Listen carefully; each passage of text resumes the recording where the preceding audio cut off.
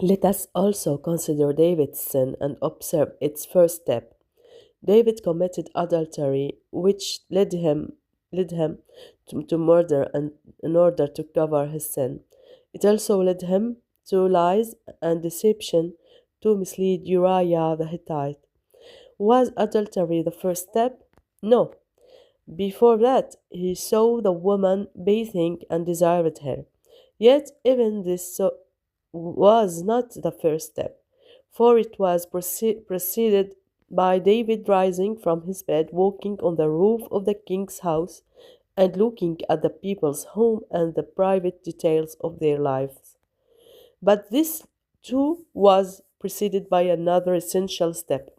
The first stage of David's fall was life of luxury. Luxury caused him to remain sleeping in his palace while the people were at war in the wilderness, and he no longer shared their struggle, even in feeling. At that moment, Uriah was more noble than he was. When David asked him to go home and rest, Uriah replied, "The servants of my Lord are camping in the open field, and shall I then go to my house to eat and drink and lie with my wife? As surely as you live, I will not do such a thing."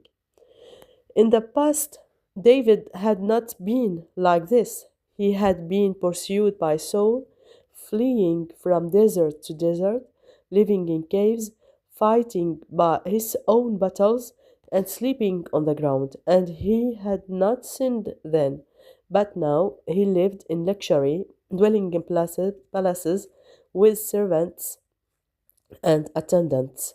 He sent the army to fight while he remained at home, rising from his bed to walk on rooftops and observe others, no longer sharing the spirit of his army at war.